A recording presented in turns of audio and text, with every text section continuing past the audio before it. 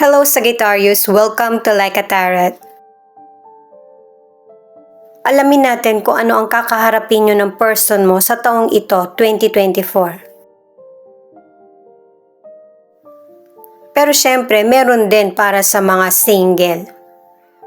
Para sa mga bagong viewers, ang reading na ito ay guide lamang at saka general reading, kaya hindi po magre-resonate sa lahat.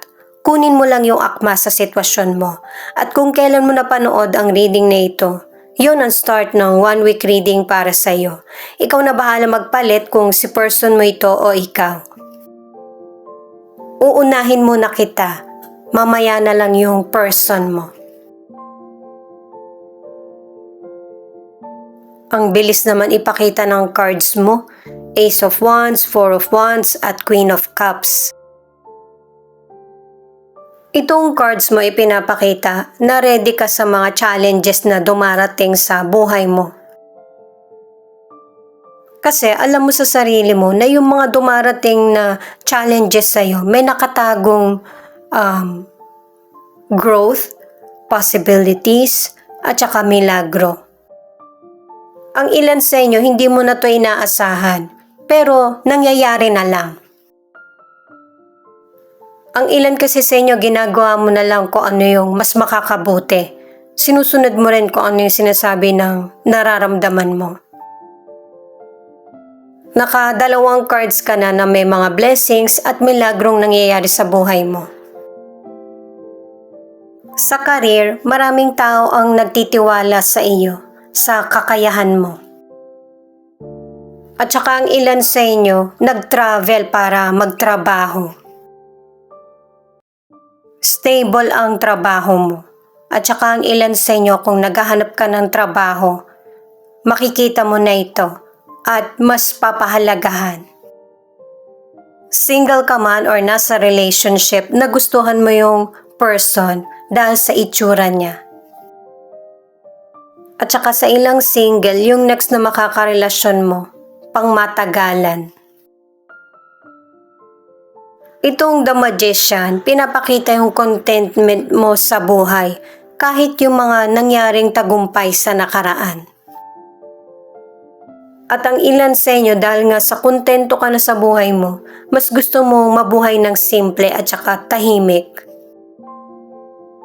At saka ang ilan sa inyo, magbabawas ka ng gawain o kaya magpapahinga. Kasi tingin mo marami ka nang nagawa sa sarili mo at saka sa kapwa. Ang ilan sa inyo na nasa relationship, mas nagiinit at saka totoong relasyon na.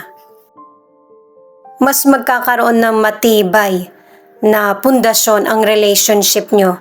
May posibilidad na engagement or kasalan kung hindi pa kayo kasal.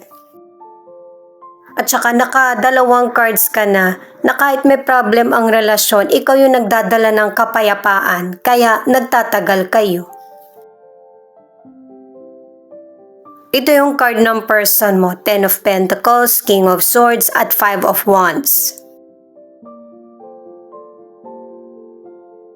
Buti na lang sa cards mo, maganda yung pinapakita patungkol sa behavior mo. Pero ang ilan sa inyo, itong person mo, meron siyang, okay naman siya sa family pero meron siyang behavior na hindi nakakabuti para sa komunikasyon niya sa kapwa, nagiging gulo. At saka ang ilan sa inyo, yung person mo, pinagsasabay niya yung pamilya, career, o kaya yung sarili niya. Kaya mas lalong magulo yung isip niya kung ano ba yung dapat niyang unahin. Pero ang tingin ko, normal na ito ng person mo. Hindi niya napapansin yung sarili niya. Sa financial, maging wise sa paggamit ng pera na meron ka. Yung i-educate mo ba yung sarili mo? Kasi pinapaunawa sa'yo ng mga cards na hindi lahat ng naitutulong mo may babalik sa'yo. Di ba nga sila yung humihingi ng tulong? Kasi sila yung walang-wala. Paano kung pareho na kayong walang-wala? Kailangan ng balanse sa pagtulong, sa pag-ipon at saka sa paggastos. Sa mga nasa relationship, nakadalawang cards ka na stable and strong ang relasyon nyo ng person mo. May posibilidad pa na lumaki yung pamilya nyo. Yung pagkakaroon ng malaking pamilya, yun yung magbibigay sa'yo ng challenge sa relasyon.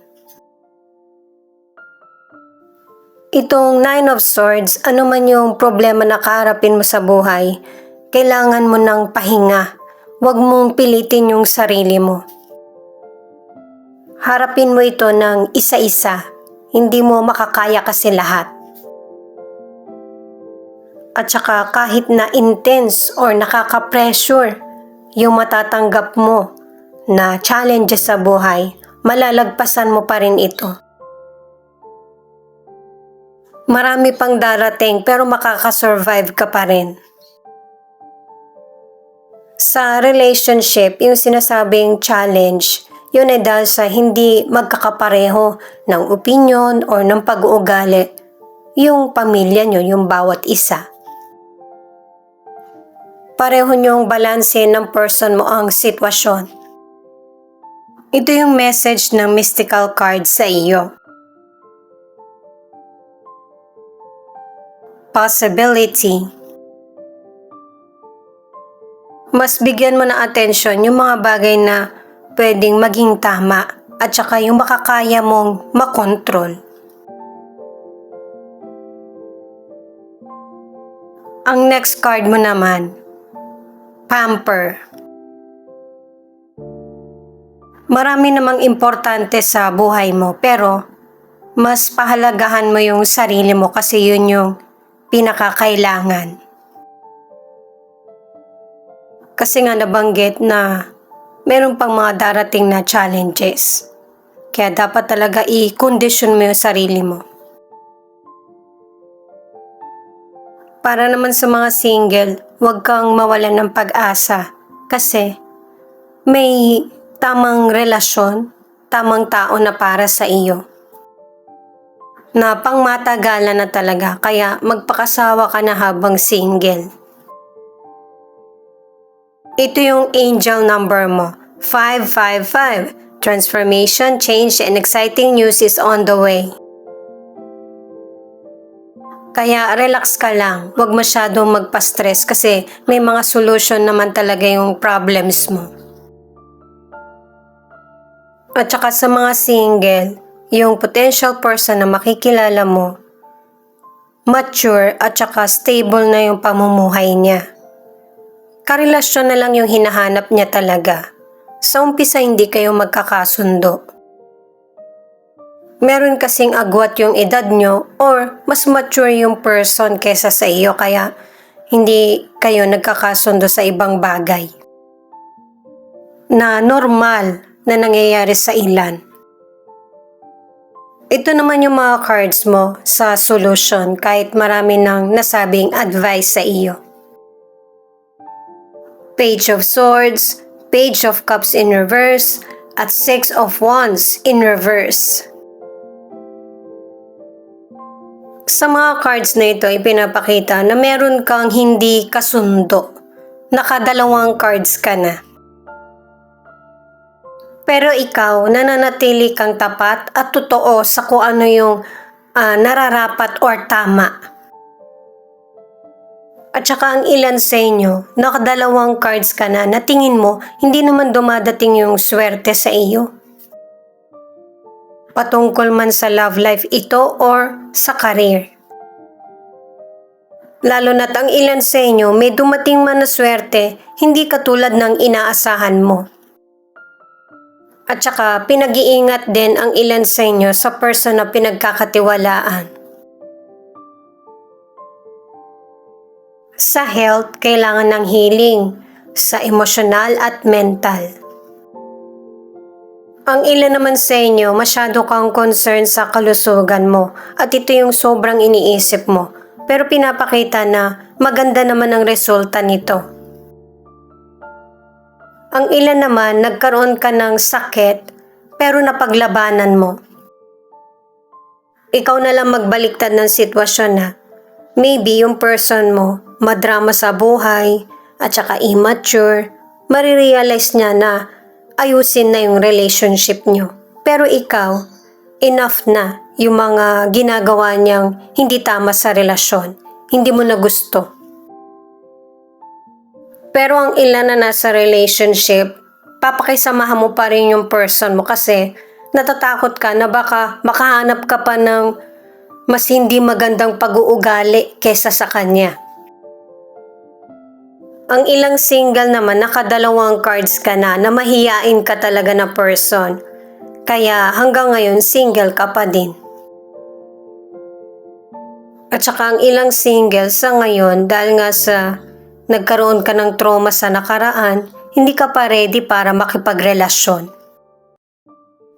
Dahil sa trauma, naiisip mo tuloy na baka pareho lang din yung magiging outcome ng next na relasyon mo.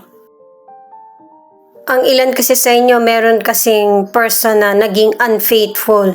Kumbaga, binetray ka nung person mo. Itong bottom of the deck na 7 of Cups ay magandang pagkakataon. Maraming chances na darating sa iyo, pero ang piliin mo yung gusto mo at pang long term. Kasi yung pagpili mo, dyan nakasalalay yung magandang kapalaran mo.